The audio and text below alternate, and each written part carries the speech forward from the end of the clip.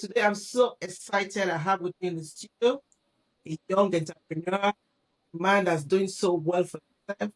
Mr. Charles J. Kpan Jr. I'm sorry if I have to mess up your name, but I have him in the studio. He's a technologist, a motivational speaker, and entrepreneur, a seasoned entrepreneur, all the way coming from Liberia. So tell us about yourself. Who is Mr. Charles in your own words? All right, so in my own words, I would say Charles is a technology entrepreneur, passionate about using technology to solve societal problems. I spend most of my time into motivating young people into making the change they want to see in society and also reaching for their goals. So I'm the Chief Executive Officer of CYGEC IT Solutions, a multi-operational technology firm that focuses on developing solutions that addresses problems in our society. Well, I hold a bachelor's of science in information technology and have about 5 years of experience in delivering IT services within Liberia and Africa. Yeah, that's who I am. What what made you say, I want to become an entrepreneur? I don't want to do the 9 to 5, the basic go to work, go to Oh, okay, I understand. work every day. Now, you have decided to become an entrepreneur. What All right, so this entrepreneurial journey started a bit out of fear, and that was the fear of doing the normal. Before my graduation from university, I saw that all of the previous graduates from university have to go and get online to look for a job, and most of the young people don't have access to jobs, so we just graduate and then have nothing to do. So I had that fear throughout my college year. So upon completion of my first degree, I was opportune to participate in a competition, a tech hackathon, and then I developed a product that we pitched, and then I got some funding.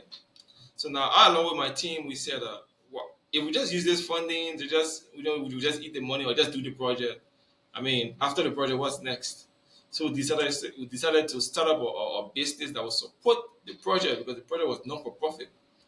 So we used part of the money and then we set up a online platform, got a server online that we started building websites for a very minimum amount for people.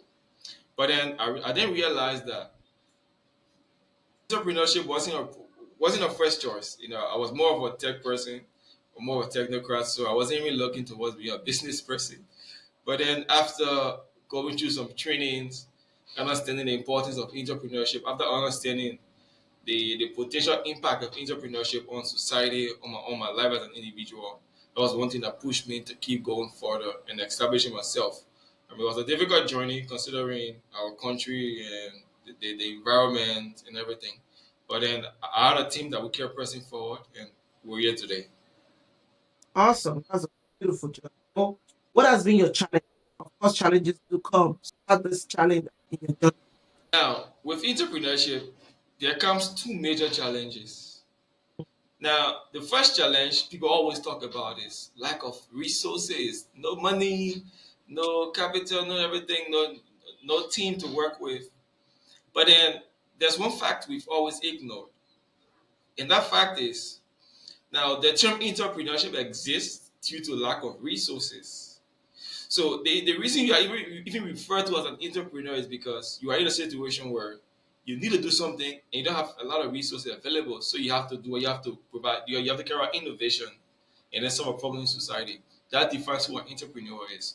So for me, access to funding wasn't my problem earlier on because my business even started with a little bit of funding. I told you I participated in a program where I got the funding. Now that I never even had a business and I got a funding.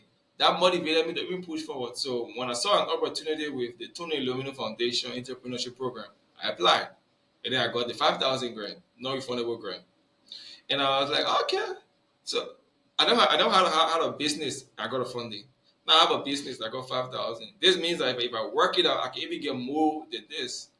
So And the reason why I was able to get that funding was because I told myself that I will not beg family members or friends to give me money. That was too much of things to do. Let me tell people I have this idea and let me convince them to invest into the idea. I believe that if all entrepreneurs start thinking about not just asking for money, but pitching your ideas, giving people a reason why they should even give you money, you know, in that way you're able to secure funding. That is one challenge. Another major challenge for young entrepreneurs also is the business management aspect, which comes along with financial management, comes along with team management and marketing and positioning yourself in your space that you're operating in. Those are some very key challenges that if you're not able to learn these things earlier on, you will start a business, operate for a year or so, and then it will break down. From the time I started this business, a lot of other young businesses started at that time. Most of them are here around True. because there was and rather we started, things were going on then, and then COVID came in. COVID killed a lot of businesses in my area. So if you haven't had that previous foundation and enable you to stand strong in the midst of challenges, in the midst of these pandemics and things, you want to be able to push forward. So you have to be able to learn how to manage business and also learn how to be able to sell your business to get funding. Awesome. Because not just your business, but when the COVID came, a lot of business didn't have their feet. They all followed a lot of business. Just the few ones that had their growth were able. So, my next question, you are a professional in information technology. You're also a seasoned entrepreneur. So, have you been able to bring these two together to become an expert in whatever you do? Now, technology has helped me a lot into forming this business. Now, especially starting up with not much resources, not much experience and information. I've leveraged on researching.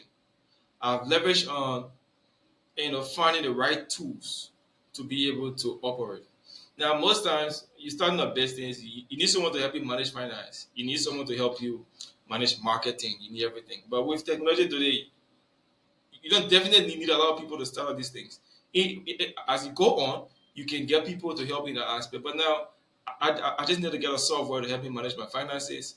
I need to get online, learn some tutorials on how to do marketing online, how to do my search engine optimization to ensure that people search and find my business. So it helped me because I was just using my skills I learned through my study to be able to grow my business with limited resource. So I think that's one thing that if you're looking to become an entrepreneur in this time, it's good to build skills that center around technology application. So, you actually got my question. Because a lot of entrepreneurs, they're not tech savvy. They don't understand how to marry the technology to their business. So they end up leaving their business. So that's why some people have actually the business. So, so what do you think is an advantage of digital technology to curve the need? A young person is listening to you, is aspiring to become an entrepreneur. How do you think, or can you suggest a way to such a young person on how to start based on that technologies to curve that need? Right. So if you're a young person listening to me, I will want you to listen carefully. Now, I would not want you to make mistakes I made also. Now, you see, when it comes to technology solutions in African countries, especially in our African concept, now then you need to do something called feasibility study. You must be able to conduct need assessment because not every great idea works in every environment. You may think about something that sounds brilliant, that looks like it could revolutionize things, but then you should ask yourself, the people I'm developing this idea for, are they even in the position to be able to use this idea, use this solution? So your ability to be able to analyze these things and know how to present your solutions, it helps you to be able to penetrate the market. That's very important. That's one important factor that I see that even in my country, most young people don't take time to be able to understand these things. Now there are a couple of analyses that you also have to conduct. Now there's analysis called the SWOT analysis, that analyzes your strength, your weakness, your opportunities, and your threat. Now we look at those things, but I also tell young people there's another analysis called the pest analysis. That is the political, the environmental or economical, the social and the technological challenges you will face with certain product. Now, if you're not able to understand how your product connects and to all these real factors, you will build a product that you'll get frustrated because people will not use it. For example, in my country, internet affordability is an issue. Now, stability of electricity is an issue in most parts of the country. So now if I build a product that I want to roll out in a certain environment where people there don't really have access to stable electricity, and that product depends on using your mobile device, for example, how will I be able to market that product? How will people even use the product? So understanding these things as a young person coming into entrepreneurship, especially relating to technology, you must be able to know where your challenges lies and how to overcome them. Sometimes you may need to solve initial problems before even introducing your product. So, okay, for example, in my country, we're a little backward with technology. So if I'm selling a technology product, I have to market three things at once. The first thing, I have to market what technology is to people. They understand it. Now, the next thing I have to do is I have to explain how can technology contribute towards the various aspect of society, whether commercial, whether governmental, whatever. Then I have to sell my product that fall within each or fall within any of those categories. Now, imagine the work I'm doing. So if I'm not able to build a foundation to encourage a person to even want to use the product, they will not be interested in the product. So, I mean, I just think this is an advice that young people need to take into consideration. Whether young or old, you want to start a business, do your need assessment first. True. You nailed it. That's the simple truth. So I heard you talked about Tony Illuminated Foundation. So my question, who inspired? Who's the role model? It mustn't be the owner. There's somebody you want to be like. So who are those people that you want to bring? Well, I have this philosophy that I don't really, I follow a lot of people, but I don't model too much after people. But I get inspired by people.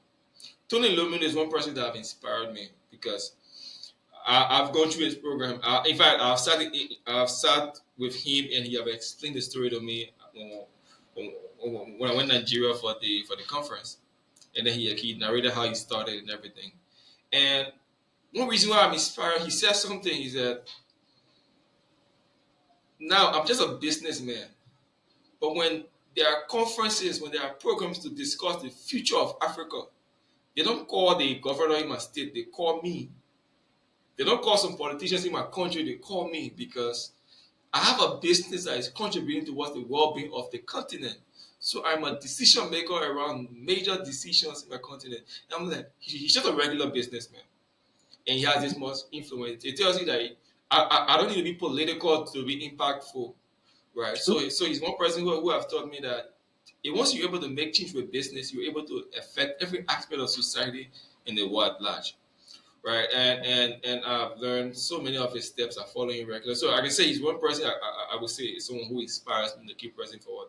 Not only because he gave me money, but because but because his story is inspiring and Yeah. it's something that every young person should be able to look forward to. So I'm so thrilled at what you're saying and what you're contributing to your God. So my final question, in everything we do, we always want to think, where will I be? What's the essence of what I'm doing? There's always a long-term goal behind it. So where do you see yourself in 5 to 10 years? What do you Right. think? As I speak to you now, just before this interview, I was setting and projecting in the next 3 to 4 years from now. I'm currently Mhm. rolling out a product that will revolutionize the educational sector in my country. And I can tell you for sure, in the next 3 to 5 years, I'm looking towards rolling out a digital school management system that will cover half of the country, that will ensure that high schools in my country are operating using technology to enhance their productivity, efficiency, transparency, accountability. In the next 3 to 5 years, I want to be able to serve as an inspiration to young people that will say, you know what, I want to be an entrepreneur because of Charles. Right? In the next 3 to 5 years, I want to be able to build an enterprise that provides jobs to many young people. And with these things, I'm sure that they're going to work out because my team and I were currently working on these things and they're going to work out for sure. Also, kudos to you. Kudos to you. This is so inspiring. This is so beautiful and so wonderful. Thank you for coming once again. Like, don't waste your time. The essence of this is so people around the world are trying to do things for themselves. Don't need a 9 to 5 regular. You can have a 9 to 5, right? But always project on how you can do this yourself. The world is changing. Thank you for once more. I look forward to more time with you. Bye.